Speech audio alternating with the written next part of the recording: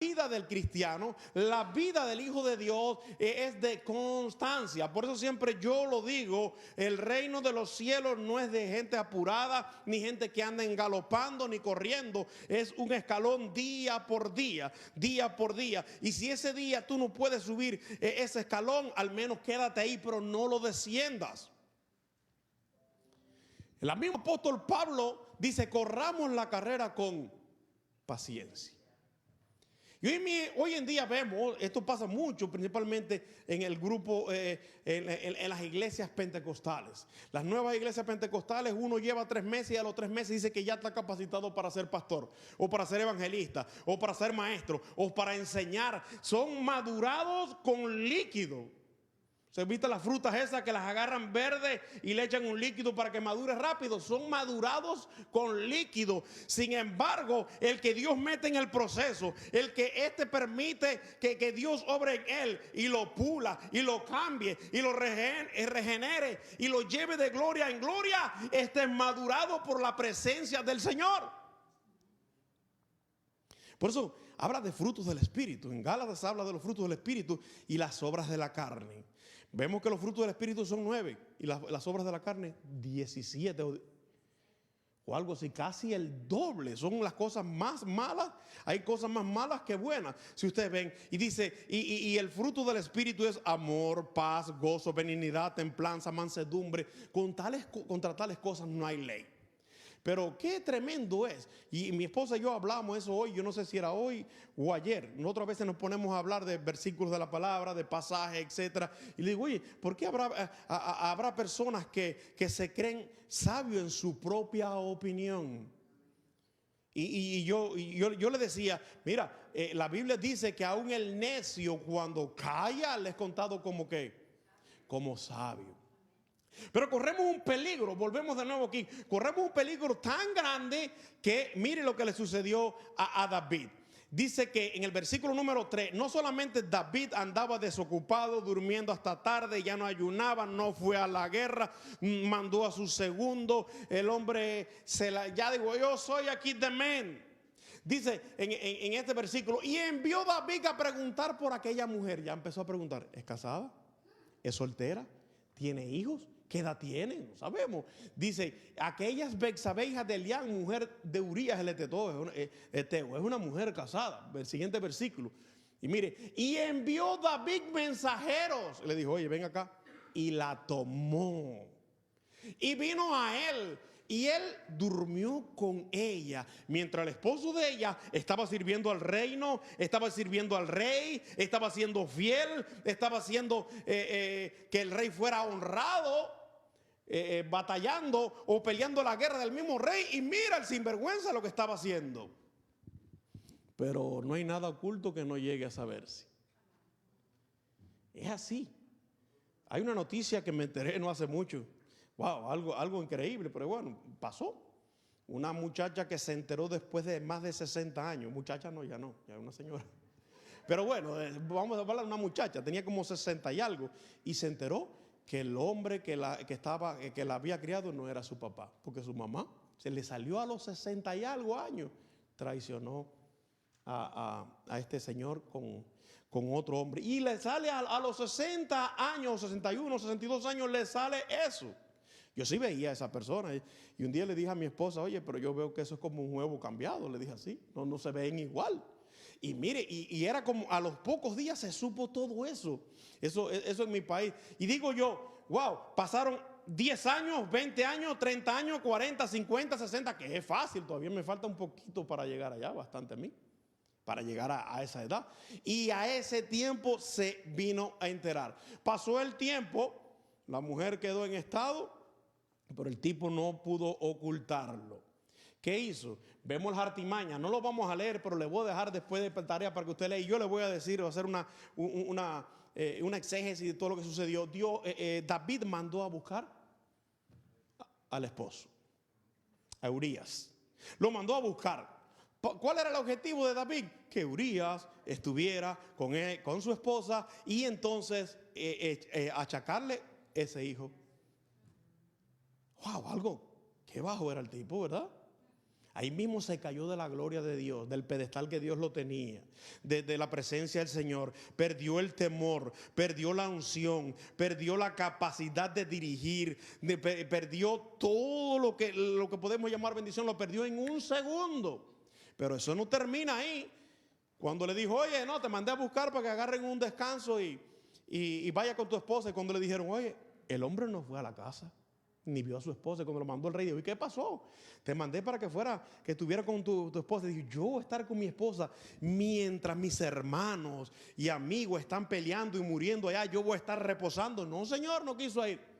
Entonces David fue una estrategia un poco más fuerte. Lo emborrachó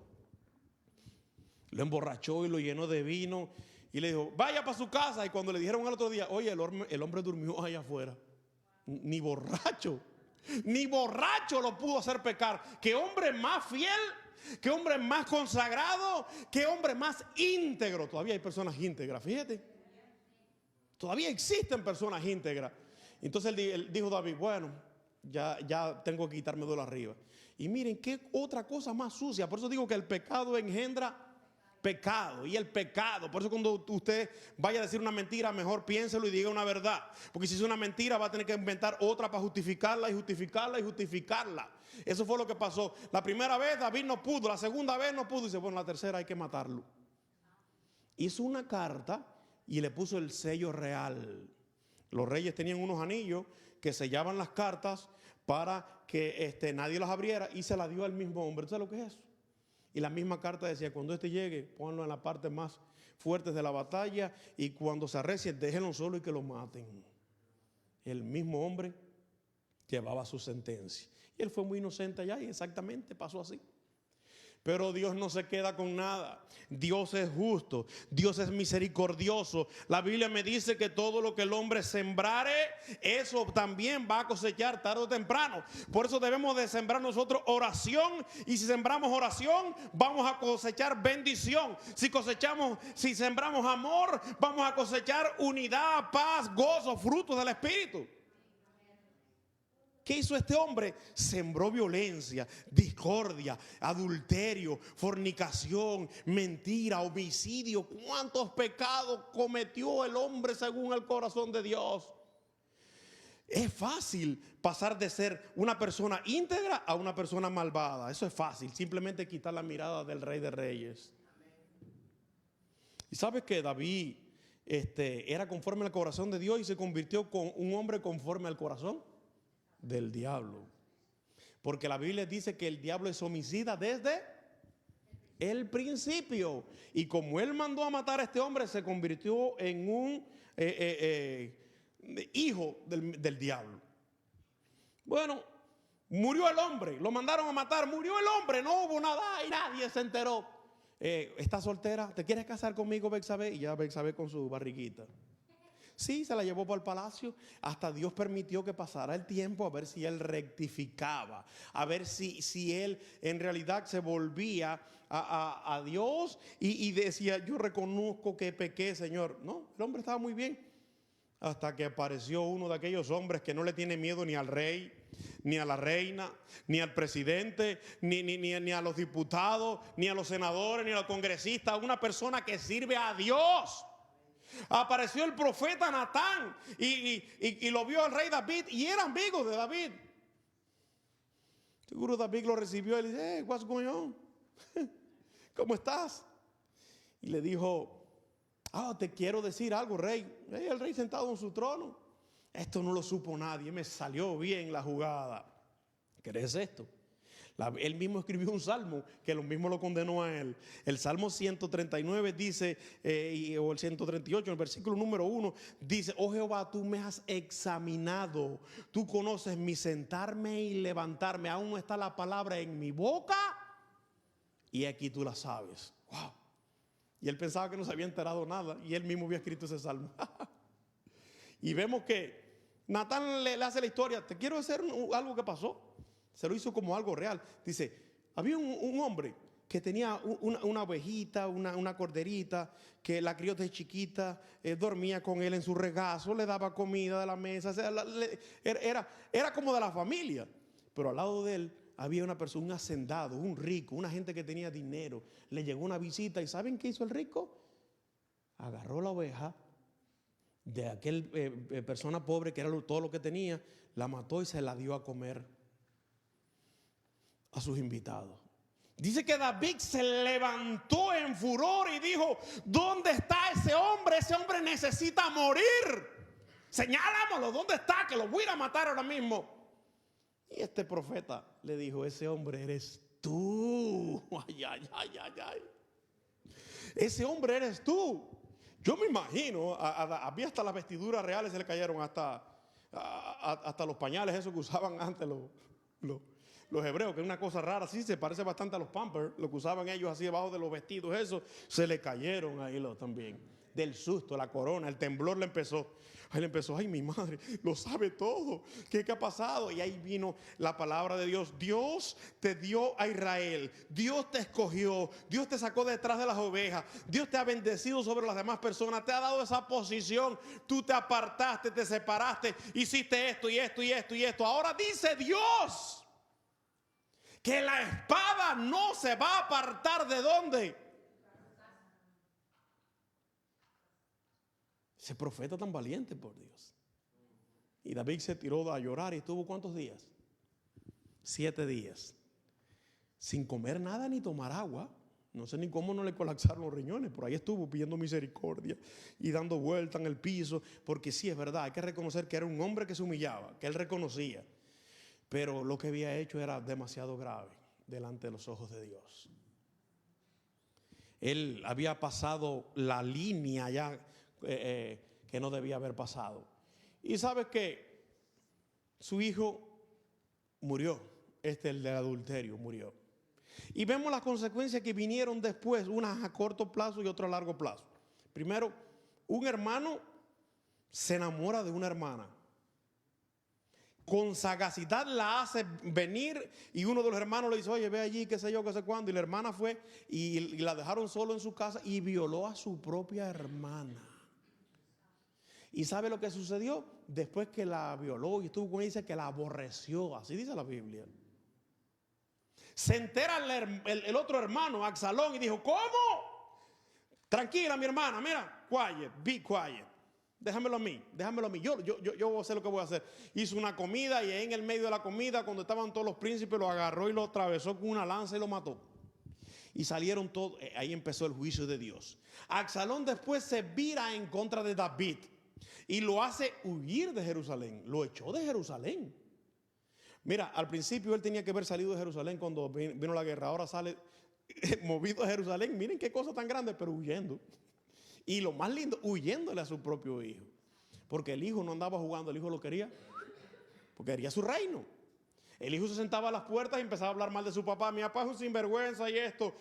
Póngame a mí de rey. Y cuando David vio que la cosa estaba mala, dijo: patica, ¿para qué te quiero? Así mismo dijo.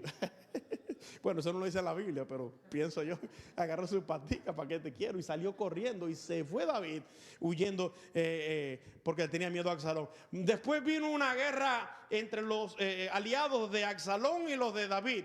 Joab, el general de David, incrustó con una lanza, lo clavó con una lanza a Absalón. Porque Absalón dicen que tenía una greña, un pelo muy largo y iba a caballo en el monte y se quedó la greña.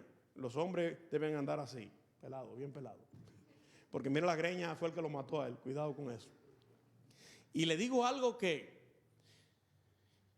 sucedió? Empezó el juicio de Dios. ¿Por qué? Porque quitó la mirada de Dios David. Porque empezó a hacer cosas malas. Y cuando tú empiezas a hacer cosas malas, hay consecuencias que tienen solución. Hay cosas que a veces uno las hace, aunque sean malas, y yo no sé en qué conta eso. Está la misericordia, esa misericordia de Dios, que Dios lo perdona. Está esa benevolencia, esa paciencia de Dios, y Dios perdona a esa persona. Por ejemplo, el mismo Pedro negó a Jesús 3 veces y el Señor al final lo restauró, lo puso como rey y líder, rey de pastor y líder de sus hermanos. Él lo perdonó. Pero hay cosas que tienen consecuencias. Por ejemplo, Sansón mismo tenía el mismo problema de David. Un tipo fuerte, no así como yo, un poquitico más fuerte que yo. Yo no estaba tan fuerte como él, pero estaba bien fuerte el hombre que él, con su pelo. Pero ¿qué empezó? Dios empezó a usarlo. Dios empezó a bendecirlo. Dios empezó a prosperarlo. Lo empezó a levantar. Y ahí dijo el tipo, aquí yo soy el hombre ya. Se olvidó que todo lo que él tenía provenía de parte de Dios.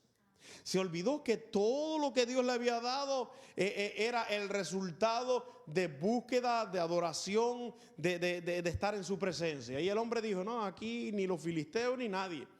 Bueno, ahí empezaron, y ustedes saben la historia de Sansón. Sansón terminó preso y ciego. Le sacaron los ojos. Hay un mensaje que yo lo tengo ahí en el internet, 7 no sé qué, ni me recuerdo ahora porque hace muchos años que lo prediqué. Errores que cometió Sansón. Sansón hizo varias cosas y cada vez se iba apartando más. Un primer error. Segundo error, tocar animal muerto, porque él era nazareo. Los nazareos no se dejaban crecer el cabello, no podían tocar un cadáver. Y él mató un león, después lo tocó, etc.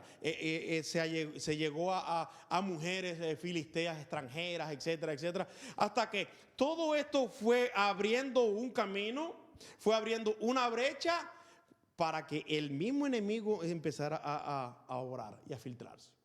Entonces, el diablo va a ir encontrando la debilidad de cada uno. Si no se la sabe, él tiene paciencia y va a luchar en eso. ¿Y sabe cuál era la debilidad de él? Las mujeres también. Esa era la debilidad. Y aquella mujer, ay, yo te amo, yo te quiero. Tenga cuidado con ese tipo de mujeres. Yo te amo, yo te quiero. Tú a mí no me quieres. Tienes que decirme cuál es el... Mira, ya me tienes cansado. La fuente de mi poder, de mi autoridad, de mi fuerza, viene de mi pelo. Oh, ok. Lo durmió, le cortaron las trenzas y vinieron unos pocos hombres contra él. Sansón, los filisteos contra ti. No pudo el pobre hombre. Me libraré, él dijo así, me libraré como las demás veces. Pero lo más tremendo, que hay un versículo que dice, pero Sansón no sabía que Jehová ya se había apartado de él. Ya lo había dejado. Se había quedado, estaba solo, abandonado. Le dijo, mi hijo, tú te metiste en el problema, ahora no clame, vamos a ver qué es lo que sucede. Pero siempre existe misericordia de Dios. Yo sí creo en un Dios de segunda, de tercera, de cuartas, hasta de quintas oportunidades a las personas, porque somos seres humanos, pero vamos a pasar por problemas y situaciones que a veces nosotros mismos no buscamos. Somos nosotros porque nos descuidamos, quitamos la mirada del Señor, como Pedro cuando iba caminando por arriba del agua, y cuando se vino a ver, miró para abajo, ya empezó a hundirse. Socórreme, Señor, que me ahogo, que perezco. Y el Señor, Pedro, ¿qué te pasó? ¿Por qué dudaste? Si ya estabas caminando sobre el agua, si ya tú estabas en la unción, si ya tú estabas obrando en milagros, si ya tú estabas obrando en fe, ¿qué sucedió? Ibas muy bien.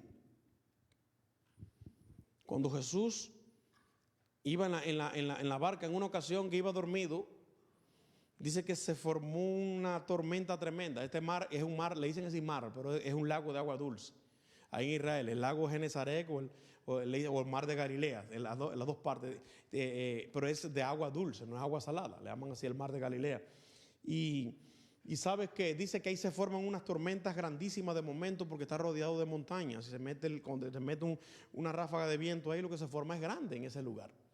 Y ahí el Señor estaba muy tranquilo. Y ellos, maestro, despierta que estamos pereciendo. Tú no tienes cuidado que nos vamos a ahogar. Y Jesús le dijo, mar, tranquilo, viento, vamos, ya. En ese fue en el momento. Pero ¿quién es este que aún el mar y los vientos le obedecen? Jesús dijo, de cierto os digo que ustedes pueden hacer todas estas cosas si tuvieran fe. Si tuvieres fe, pero no solamente es la fe, porque usted me puede decir, yo tengo fe, demuéstramelo. Demuéstrame si tú tienes fe. Demuéstrame si en realidad hay fe, porque hay personas que dejan ir a la iglesia porque se enojan con un hermano que no lo saludó. Ya por eso, qué fe, ¿verdad? Hay personas que dejan de ir a la iglesia y aún hasta buscar de Dios porque lo dejaron con la mano estirada. Está bien, no lo saludaron. O por cualquier otra cosa, o porque alguien le dijo cualquier cosa, y entonces ya tienen para irse, para alejarse, para ponerse así. Mira, cuando eso suceda conmigo y me dicen, oye, esto lo digo, aleluya, gloria al Señor, bendito tu nombre, yo soy bienaventurado. El sermón de las bienaventuranzas dice, bienaventurados sois por mi causa, cuando os persigan y digan toda clase de mal contra vosotros. ¿Qué? Mintiendo. La gente habla, la gente especula. Un día, un pastor de otro lugar fue al pueblo donde yo vivía, porque nos conocimos juntos, nos convertimos prácticamente, estudiamos juntos en el seminario, pero él estaba fuera de la provincia, del estado. Y allá llegó un rumor que yo me había apartado y andaba lleno de tatuajes y llenos de cadenas de oro. Nunca he tenido ni una cadena de oro, ni pienso tampoco. Y cuando él dijo, no puede ser, y allá viajar es una odisea, se metió como 2 días para poder llegar a donde yo estaba, y cuando me vio que todavía estaba sirviendo al Señor, me dio un beso y un abrazo. Porque la gente decía que yo ya andaba lleno de cadenas de oro, de anillos, y que andaba en camisetas lleno de tatuajes. En mi vida me he hecho un tatuaje, gracias a Dios. Entonces las personas siempre, ¿y qué voy a salir a hacer yo? Ay, aquí donde, ¿quién dijo eso para ir a comérmelo vivo? Soy bienaventurado. Porque si yo voy y le discuto a esa persona, si yo voy a esa persona y digo, mentiroso, mira, me voy a quitar aquí la camisa, estoy más blanco que un papel. Y no gano nada con eso, porque pierdo entonces la bendición de Dios. Eso es lo que a veces quiere el diablo. El diablo lo que quiere en ocasiones es que nosotros nos descuidemos, nos enojemos, estemos completamente desenfocados de las cosas de Dios, como David se desenfocó y lo llevó a cometer adulterio, a decir mentira, a cometer homicidio, a hacer cosas terribles de parte de Dios. Y dice que mientras David estuvo vivo, dice que la espada no se apartó de su casa. Wow. No se apartó de su casa. Yo me imagino, hay personas que han dicho, no, yo soy conforme al corazón de Dios. Tú conforme al corazón de Dios. Yo creo que ya no haya nadie de eso. David fue el único, a no ser Jesucristo, ¿verdad? A no ser Jesús. Ya eso lo dejamos fuera. Pero hay personas que dicen, no, que a mí me dieron una profecía que tú eres conforme al corazón de Dios. Dígale a la persona que le devuelva su dinero, si usted le pagó para que le dieran esa profecía. Porque si tú eres conforme al corazón de Dios, tú no tienes celo, no tienes ira, no tienes contienda, ama a tus hermanos, estás completamente metido en comunión con Dios, no haces nada a tu prójimo, tratas de todo el tiempo bendecir y glorificar y exaltar el nombre de Dios. Pero si eres conforme al corazón de Dios, como tú dices, y hoy adoras a Dios y mañana no lo adoras, ¿qué sucede? Que nos desenfocamos. Nosotros como cristianos tenemos que hacer. El apóstol Pablo, ahí en el Nuevo Testamento, es una de las personas, de los siervos, de los apóstoles del Señor, que más me llama la atención. Porque el apóstol Pablo le dice a los corintios, él escribe una parte que se llama el aguijón en la carne. Dice, conozco un hombre en Cristo que hace 14 años. Si es en el cuerpo, no lo sé. Y si es fuera del cuerpo, no lo sé. Dios lo sabe. Fue arrebatado al paraíso de Dios. Dice, y oyó palabras inefables que no le son dadas al hombre a expresar. Dice, de tal hombre yo me gloriaré, pero me voy a gloriar más en mis debilidades. Pablo era una persona que tenía un conocimiento vasto, tenía doctorado, sabía el griego, el arameo, el latín, el hebreo, hablaba varios idiomas. Pablo era una persona que tenía 2 nacionalidades, la nacionalidad judía y la nacionalidad romana. Es como hoy en día decir el ciudadano americano, ¿verdad? O español.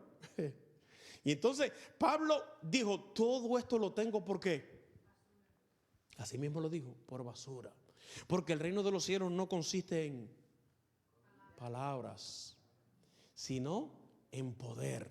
Pero entonces, ¿qué tenemos que hacer nosotros? Estaba viendo un video de un avivamiento que hubo en una universidad, no sé en qué lugar por aquí.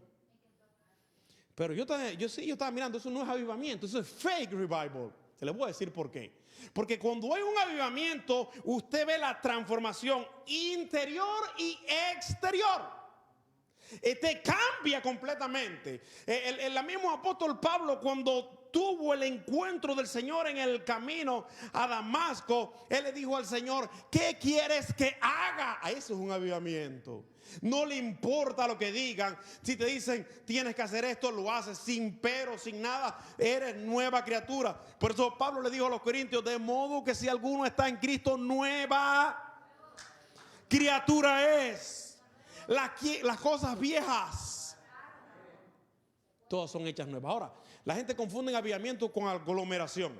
Yo tuve la oportunidad en el año 91 de ser partícipe, por llamarlo así, de un revival, de un avivamiento en mi provincia. Más de 42,000 personas aceptaron al Señor. Habían milagros tremendos allí, la gente levantándose de las sillas de ruedas, había presencia de Dios. Un avivamiento duró 14 días.